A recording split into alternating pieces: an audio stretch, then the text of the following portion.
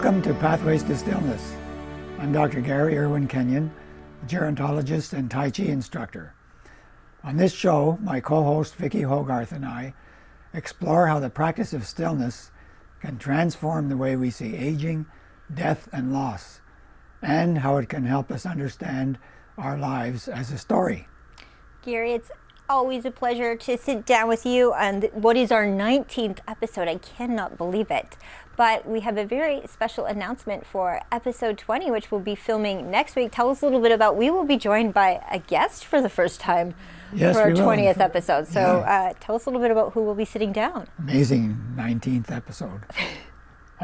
Yes, next week we'll have Dr. Bill Randall, who's a longtime colleague and friend of mine.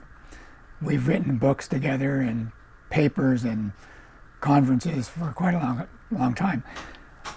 His latest adventure is about an adventure, and he's giving a talk at Sunbury Shores, a workshop, at 1 o'clock in the afternoon, 1 o'clock in the afternoon, Wednesday, September 10th. Prior to giving the workshop, he'll be a guest on our show. The workshop's from 1 o'clock in the afternoon till 4 at Sunbury Shores, so if you want to sign up, just contact Sunbury Shores. And the title of it is Adventures of Later Life, Aging with Purpose, Presence, and Hope. Sounds like quite a dynamic title, and he is an excellent speaker and workshop leader, so I'm not biased just because he's my friend. He's very good. Well, he'll definitely have a lot to add to this show. It sounds like he deals with the topics we like to delve into deeply right here. So it'll be fun to have him on the show and hear more from his perspective as well. For sure, for sure. We are continuing with the topic of loneliness. I'm sure Bill will have a lot to say about that next week too. One that we talked about extensively last week in a really meaningful way. And we asked the community to share their experience of loneliness and things that they've done with their lives to get over it. Focused on volunteering, but we got a really interesting set of responses from the community, and I'll read just a few of them. Interestingly enough, one was from Sunbury Shores, where Bill will be speaking. Sarah Brinkhurst, who is the executive director there, wrote in to say that it's not along the lines of volunteering, but it's about creating community for yourself to deal with loneliness. And she said, at Sunbury Shores, they believe that joining a creative activity is a great way to relieve stress, anxiety, and other challenges to our mental well-being. And starting soon, they're providing art classes for seniors in multiple mediums, including clay, jewelry, printing, and painting. So she said sign-ups are throughout the town of St. Andrews, and they have lots of other options. And I think it's a great way, especially in wintertime, to get involved in the community, to create your own group. But we had some other interesting entries as well. I'll read just a few. Volunteering, this is from Maria. She said, volunteering at a local animal shelter gave her a sense of purpose again. Working with others to help the most vulnerable animals in the community helped me step outside of my loneliness. I felt good about what I was doing, and I made new connections, both with humans and animals in the process. And then James said he started journaling and meditating. And over time, I found the silence less frightening and more peaceful, and that gave me the strength to reconnect socially. So he joined a local writing group where he shares his work with other people. So it's interesting how sometimes you don't know. We talk about this a lot on the show. You don't always know where something's going to lead. It's just taking that first step that can make... It sounds like in his case, he had experienced some solitude, which then got him feeling better about himself to go out and do something with other folks. Right, you're right. It's like the practice of stillness first became something he was able to accept. We talk about that a lot too. Elaine said, joining a community choir made all the difference. Singing together felt like breathing with others. It brought me back into the world. I love seeing the joy our music brings when we perform for others, or even when we are just practicing amongst ourselves. And then I'm going to say his full name here. Matthew Dixon wrote in. He's a familiar face in Charlotte County as a mental health advocate. And he said, first of all, he wanted to say thank you for the show, because he said what a wonderful opportunity for people to talk about some of these things that, you know, often stay in our heads, but we think it's too much to put out there to other people. And he said, having schizophrenia for 30 years, it's a disease that makes him feel incredibly lonely. So he said one thing that worked for him was phone calls. And he said, I managed to cobble together enough phone calls over the decades to have some sort of social network, although I'd wished for more in-person relationships. So so he's finding this show, now that he's discovered it, part of this process. So it's interesting that this show has become part of the ways people combat loneliness as well. Where do you want to start off with today when we delve into this topic again? I thought some general themes about volunteering. It's like, from what we're talking about here, it's narrative care, right? Mm-hmm. There's a giver, storyteller, story listener, a giver and a receiver. So both people benefit. You might think you're volunteering and you're helping somebody who's needy, but you find out that you learn a lot about yourself at the same time. So it's creating a sense of, I think another part of this is creating a sense of belonging, that we often feel isolated or separate, either because of an illness or breakup of a relationship or career changes.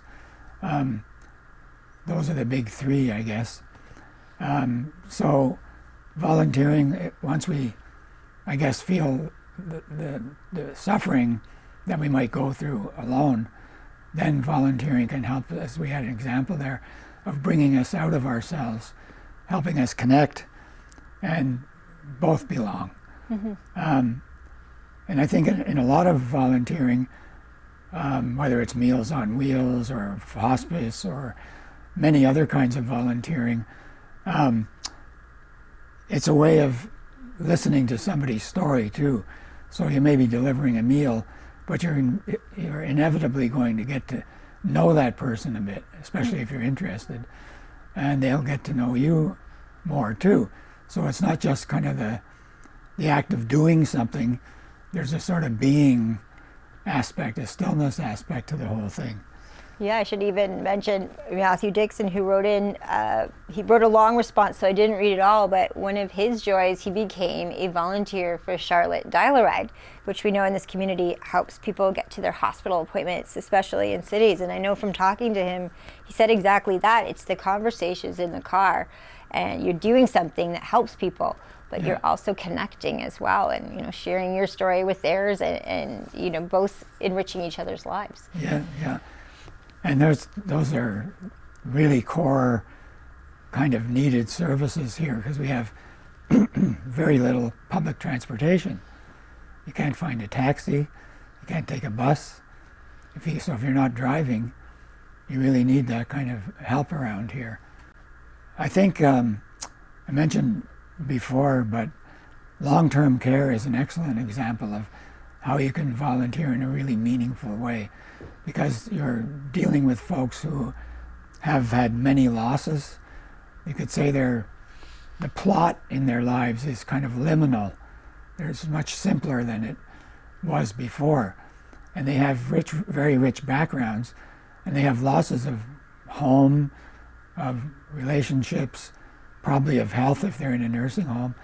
So I know when I volunteer with seated Tai Chi, I find myself, even as a gerontologist with experience, I still find myself having to remind myself that person that's coming down the hallway, mostly in a wheelchair, is a person with a very rich background. So it makes me kind of stop for a second, say something to them, and maybe even if I have a few more minutes, just say, you know, where do you come from?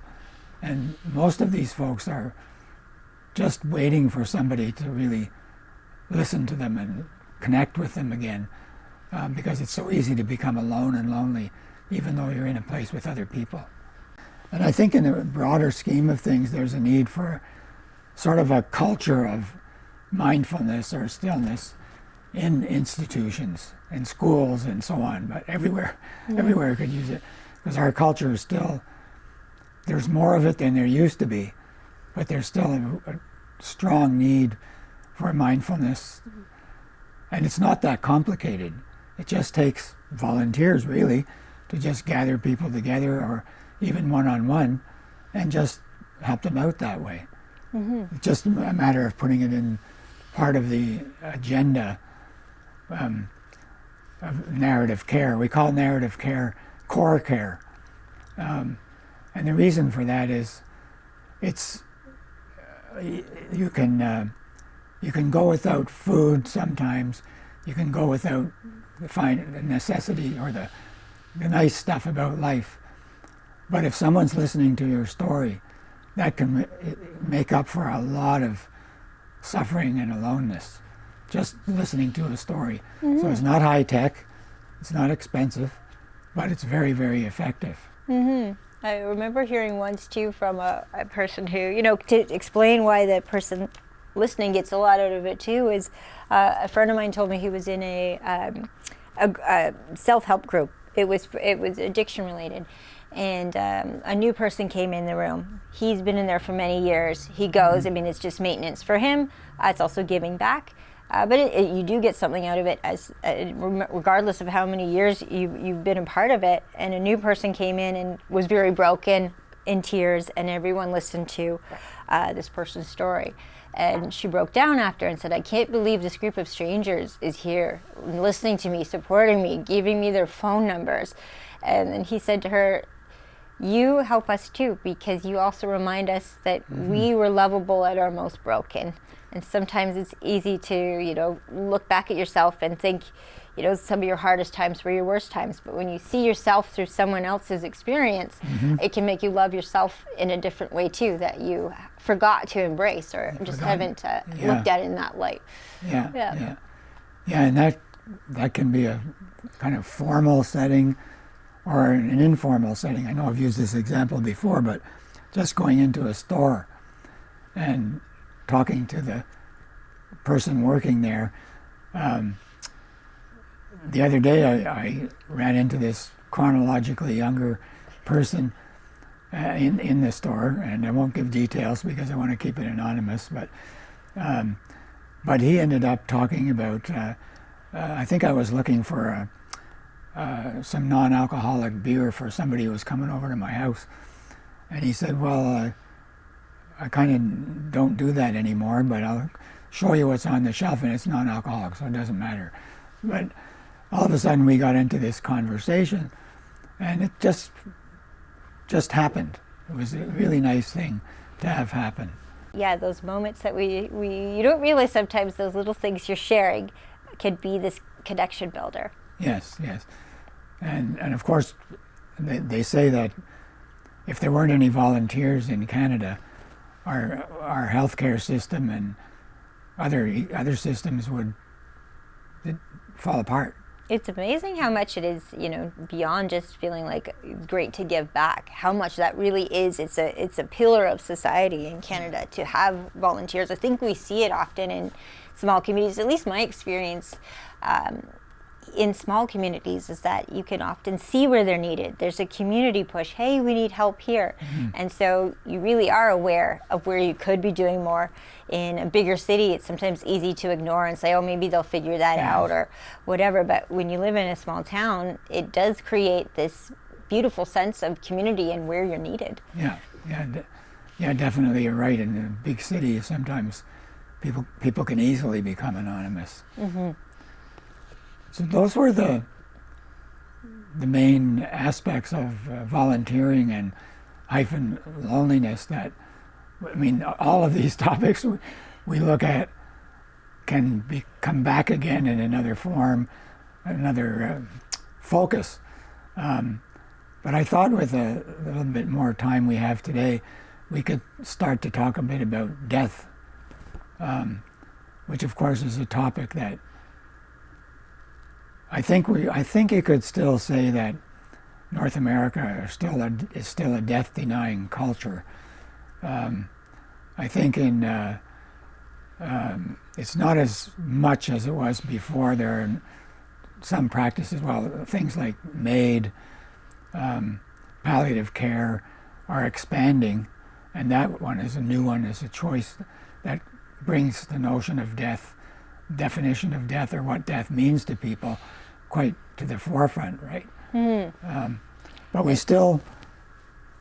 I think we're still a culture of denial. For example, there are many euphemisms that people will use about death. I used to show a whole list of these in my class, but pushing up daisies, or made the change, or 6 feet under, or passed away. But often we're afraid to say the person died, or the person's dead. It's so final. Feels so final, doesn't it? Yeah, so that's one aspect of it. And then one of the questions we can ask ourselves is, back to the notion of journey. When does our journey, do we know when our journey begins or ends? We can't be sure when it begins, because it's genetic, perhaps going back genetically, and they say we're part of the energy of the Big Bang. We still have those cells in us. I don't know very much about that, but it could be that our journey goes way, way back. And so, are we ever really born? And then at the other end, do we really die? For some folks, death is a wall, and they think, well, there's nothing more, this is it. And for a lot of others of us, it's a gateway. And a gateway to what? Well, who knows? But one of the textbooks I used to use in class was a psychologist by the name of Robert Kastenbaum. And this textbook he wrote, he said, this is a textbook not about death, but about life with death left in. So we talk about our lives, but we don't eliminate death, we try to include it. And similarly with the Buddhist tradition, the the famous Tibetan Book of the Dead, there's a more modern teacher, because that was written hundreds of years ago. There's a teacher that says it's not really the Tibetan Book of the Dead, it's about the Tibetan Book of Living and Dying.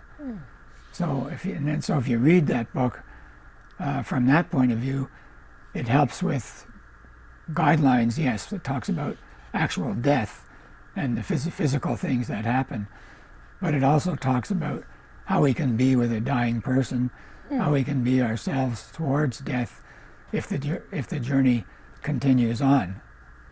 So okay. I am going to read that then. And again, it's also a reminder for people at home, the Gary's book, Pathways to Stillness, which is our Bible on the show. You can find it at Indigo, Amazon, at local stores like McGuire's Chocolate here in St. Andrews, where you might even find Gary, who will sign a copy. And there's also an audiobook available too, but this is our Bible on the show. But the Tibetan Book and the Dead, I will pick this up and make sure I read it especially when we get into season 2. And proof that death and dying is a topic that everybody wants to talk about is that when you were a professor at St. Thomas, I know this from my cousin who took your class, Death and Dying. Right. The young people line up for it. Your class was always full. Natalie Sturgeon, who went there, who works with us, tried to get into it, could not get in. So we know this is a topic not young and old are curious about, and yet it seems to be something that we don't address often, particularly even in pop culture, right? Yeah, and my students used to say that they were really pleased that I had this course because no one would talk about it at home. Their family didn't want to ever talk about it, but they had concerns, either out of interest. I know when I started being interested in this, it wasn't because somebody close to me had died or I had a serious illness or anything. I was just curious about this whole thing, but a lot of them, because the students had to write a reflection paper, so they had to write about, over the course, what did they think of all this, and or how has it changed, how does it relate to aging for them. And a lot of them would say they were all mostly chronologically young, in their 20s perhaps, and they'd say that they lost a grandparent, a friend of theirs had committed suicide, which is a pretty powerful one. They had a serious illness themselves. So because I should say the course, I didn't only talk about death and dying, but loss. So if loss of a serious relationship. So they all had really quite, I was always honored that they would say these things because they were very personal messages about their life, and I promised them it was confidential, and that's how it stayed. But it always was very moving for me to teach a course like that. And so it's a topic I've always been interested in. Some days I get a little bit more shaky about what'll happen to me when I die. But much of the time I'm still quite interested and almost curious. Like the Dalai Lama says, he says, well, I'm kind of curious about what happens. He said, I think it's like changing your clothes. You get a new body, a healthier body, and you carry on. And so, and of course, according to Tibetan philosophy, the Dalai Lama is a being that continues on, right? He reincarnates and comes back as this high-level teacher. So again, I don't understand a lot of that. We might ask Bill next week, because aside from adventure, he's also been doing a whole lot of study of near-death experiences. And there's a lot of research out about that now, about near-death experience and even rebirth. That's making it, well, for myself, I guess, more convincing that I can't really deny the reality of this, because how could all these people for hundreds and thousands of years, really, if you look at the Indian tradition, they've been talking about this, almost every culture, for all this long. They can't all be crazy or just making things up, As we get near to the end of the show, Gary, I know we always end with Tai Chi, but we want to take a little longer today, because explain to the audience at home, what will we be doing with Tai Chi at the end of the show now, putting together a bit of a sequence.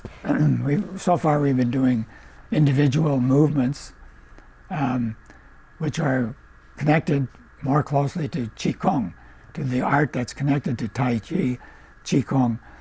They're both really the same, except Tai Chi is about the sequence of moves. More often that you see people doing in a park. It can be 24 moves long, 10 moves long. The traditional one is 108 moves, which people say, I'll never be able to learn that. But you just keep going back, and it just grows on you. You can't say, I got to get to number 108, otherwise you may as well not, you'll get very intimidated. Is there an order, though, of the 108? There's a order that you follow? There is an order. They're not all brand new moves. There's about 30, depending what you look at, 37 or 38 actual new moves. But you'll do the sequence in a different angle, say 4 or 5 moves, and then you'll go with a few new ones.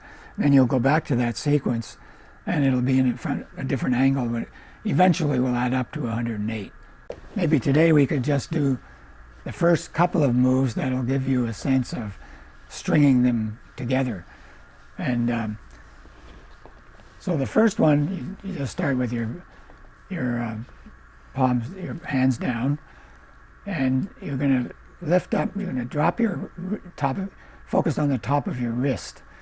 So you come up about shoulder height, and then we call it drop your elbows, and your hands will start coming up. That's it. Down. And let's do one more. Then you're going to take your left hand and have it come in front of your sternum, like that. Yeah, that's it. Okay, let's try that a couple of times. So your arms are just down, and you energize your fingers a little bit, and then float up with the top of your wrist, pointing the top of your wrist. Drop your elbows and come down, and then before you stop, swing into this one. Yeah, that's it. Maybe one more.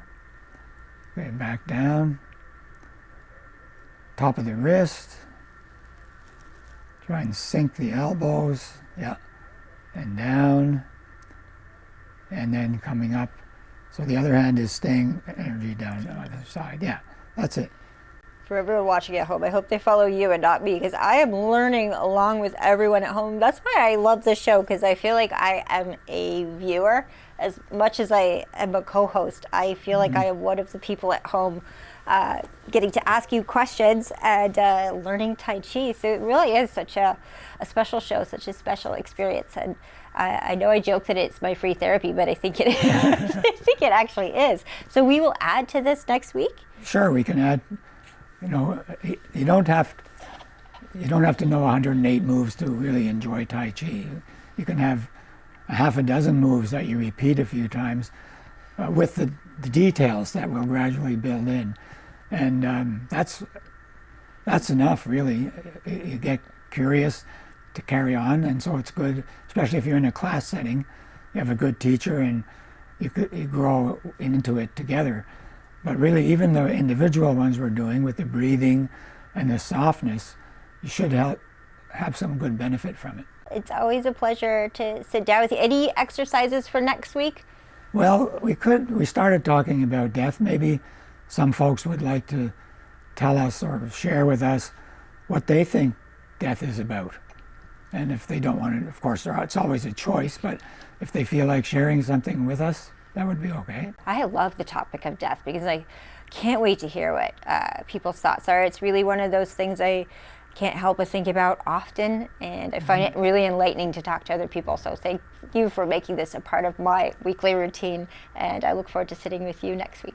Thank you, and I always totally enjoy our sessions, and I look forward to seeing you folks again next week with our special guest on the next episode of Pathways to Stillness.